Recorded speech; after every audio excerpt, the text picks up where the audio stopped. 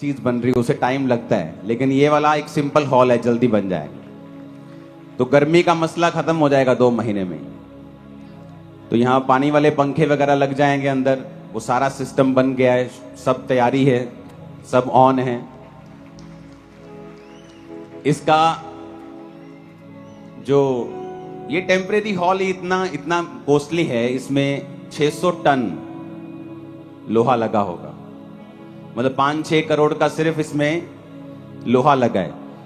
तो आपको सीड की डिमांड नहीं की गई क्योंकि चर्च अपना काम करती जा रही थी, लेकिन 2 जून को आपको सीड के साथ आना पड़ेगा।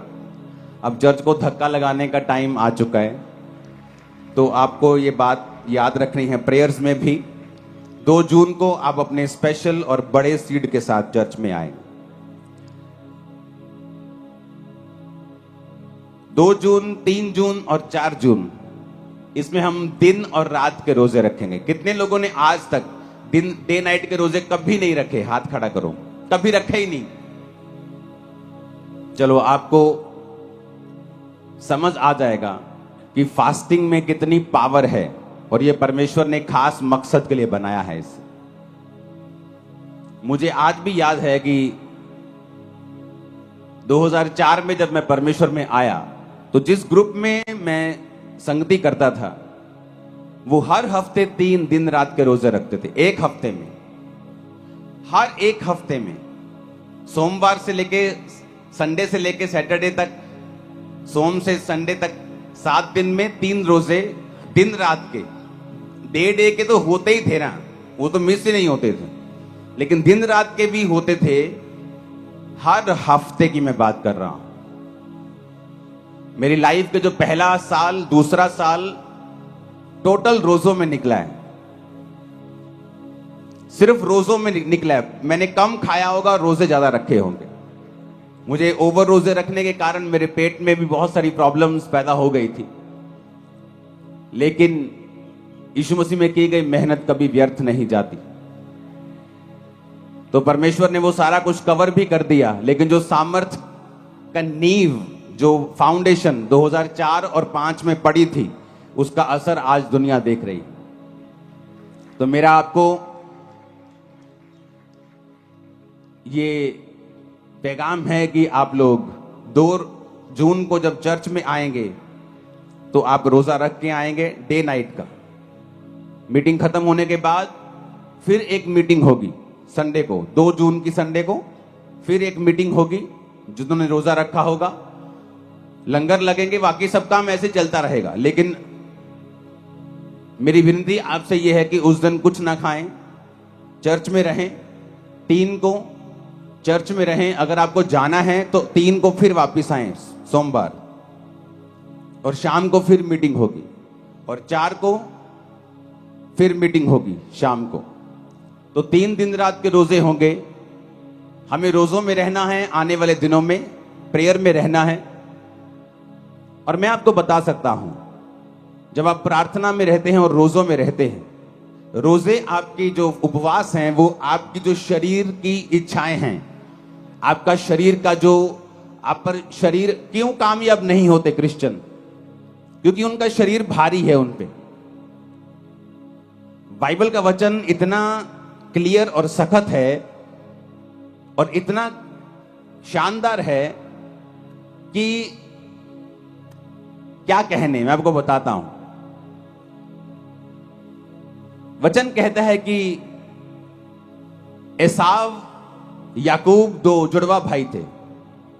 बड़ा कौन था? बड़ा कौन था? सिर्फ इसी स्पीकर से मेरे को आवाज आ रही, वो भी ओवर। अपने पड़ोसी को बोलो, बड़ा कौन था? कौन था? और बाइबल कहती है एसाव जब आया तो अपने भाई को उसने दाल पकाते हुए देखा। कहता है दाल मुझे चाहिए। कहता है दाल तुझे दे दूंगा, लेकिन तू बड़ा है। जुड़वा थे पहले, वो आया था।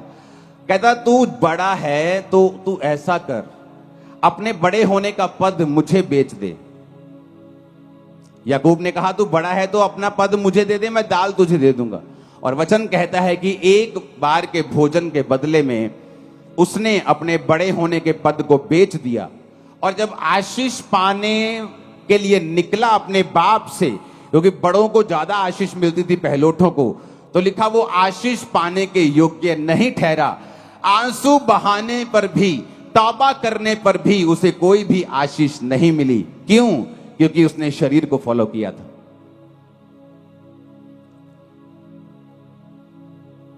जो लोग कहता है कि अगर आप व्यभिचार में गिर गए, अगर आप पाप में गिर गए, अगर आप चोरी में गिर गए,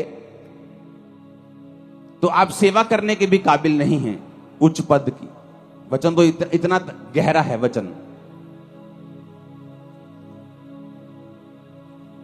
तो शैतान लोगों को नाकामयाब कैसे करता है? उनको शरीर के पीछे लगाता है,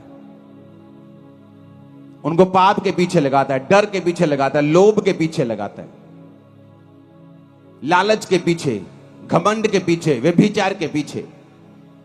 और रोजे के उपवास क्या करता है?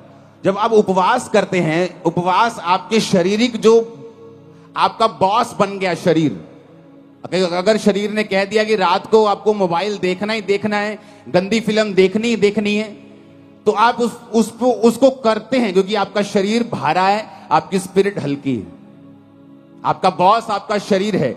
और इसीलिए जब आत्मिक कामों में आप जाते हैं, जब आपको एक ब्रेक थ्रू की जरूरत होती है, जब आपको एक हीलिंग की जरूरत होती है, जब आपको परमेश्वर का हाथ चाहिए होता है, तब क्या होता है? तब आप चाहते हुए भी कुछ नहीं कर सकते, क्योंकि आपकी आत्मिक जो जिंदगी है वो कमजोर है, और जब आपको जरूरत होती है आप कुछ कर नहीं पाते हैं। अपने हाथों को उठाओ, प्रभु से कहो, खुदावन, मैं अपने शरीर के अनुसार नहीं, अपनी आत्मा के अनुसार चलूं, प्रभु यीशु मसीह के सामर्थी नाम में। 2 तिमुथियुस 2 उसकी 20 से 22